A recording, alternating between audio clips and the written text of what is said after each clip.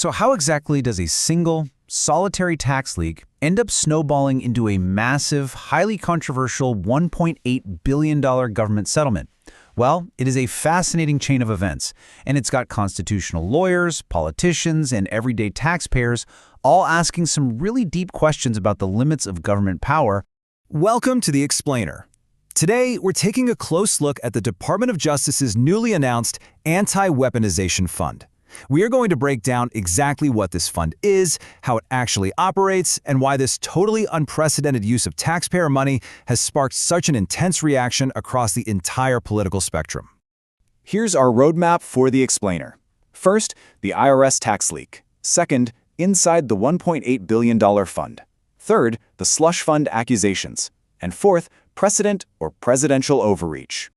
All right, Section 1, the IRS tax leak, the origin of the $10 billion lawsuit. Let's walk through the timeline, because the context here is absolutely vital to understanding the whole picture. So, between 2018 and 2020, President Donald Trump's tax information was leaked to the New York Times, which then reported that he had paid little or no federal income taxes over a 15-year period. Fast forward to 2023, a former IRS contractor named Charles Edward Littlejohn is officially accused of leaking those returns. He pleads guilty and, in 2024, he gets a 5-year prison sentence. Now, in January of that very same year, Trump sues the IRS and the Department of the Treasury, agencies within his own government, mind you, for $10 billion. His argument? They failed to prevent the leak. And that specific lawsuit brings us to today, a massive settlement agreement that created this $1.8 billion fund. Moving on to Section 2, inside the $1.8 billion fund, the mechanics of the DOJ settlement. $1.8 billion.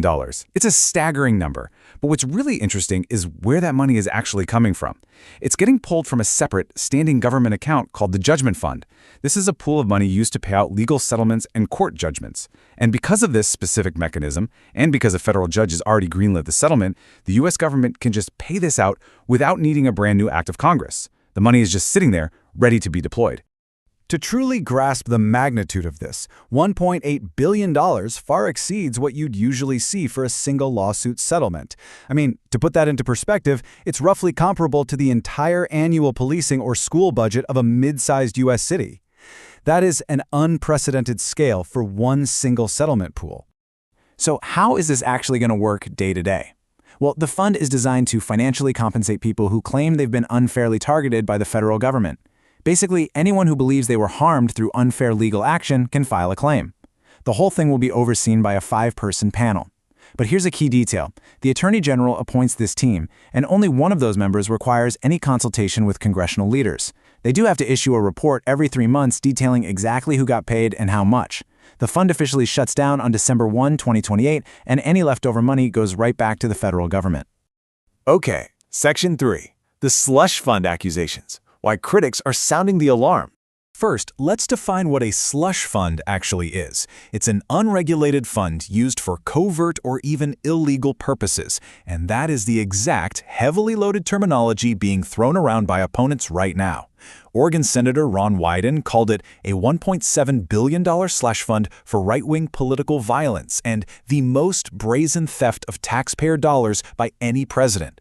The Cato Institute, which is a think tank in Washington, also published an analysis explicitly using the term slush fund. They argue it fits a concerning pattern of bypassing Congress entirely to create new spending programs. Constitutional lawyer Bruce Fein went as far as warning that it gives the Attorney General's friends infinite discretion, shielded from judicial review. And this number right here brilliantly illustrates the core of what those critics are so afraid of. Roughly 1,270 people were convicted of federal crimes linked to the January 6th Capitol riot. Over 90 Democrats in the House of Representatives, led by Congressman Seth Moulton, have actually filed a legal document trying to block this fund. They're arguing that this massive taxpayer-funded pool is specifically intended to compensate those exact January 6th convicts, along with participants in the fake electors conspiracy. And they point out this is especially concerning given that President Trump recently pardoned or commuted the sentences of 1,500 people related to the riots. Senator Elizabeth Warren summarized the opposition's stance pretty strongly on X. She wrote that this is a $1.7 billion slush fund for Trump's hand-picked stooges to hand money to January 6 insurrectionists and his political allies, calling it an insane level of corruption. But, of course, the administration has a completely different view on all of this. Acting Attorney General Todd Blanche, who was appointed by Trump, stated firmly, "The machinery of government should never be weaponized against any American, and it is this department's intention to make right the wrongs that were previously done while ensuring this never happens again." He maintains they aren't building a slush fund at all. They are simply setting up a lawful process for victims of lawfare and government weaponization to finally be heard and seek real redress. Which brings us to our final section, Section 4, Precedent or Presidential Overreach. Let's analyze the administration's legal defense. So, the crucial point here is how the Department of Justice is justifying the legality of this entire structure. Acting Attorney General Blanche told a Senate subcommittee that, sure, while this setup might be unusual, it is not actually unprecedented. He argued that something almost identical in structure was done during the Obama administration. Specifically, he's pointing back to the 2011 Keep-Sagal versus Vilsack settlement, which was created to provide compensation for Native American farmers and ranchers. But if we look closely at this comparison, some big differences start to emerge. Adjusted for inflation, that Keep-Sagal fund would be worth about $1 billion today. This new fund is nearly double that, sitting at $1.8 billion. Furthermore, Keep-Sagal was a class action lawsuit with substantial judicial oversight, and any leftover money was distributed to nonprofits and NGOs. This new Trump versus IRS settlement, it is not a class action suit, the leftover money goes back to the government, and legal experts like Bruce Fein argue it operates largely without any judicial oversight. In fact, Joseph Sellers, the lead lawyer who represented the Native American plaintiffs back in 2011, told PBS News that drawing an analogy to his case is, in his words, grossly inaccurate. All of this leaves us with one final, critical question.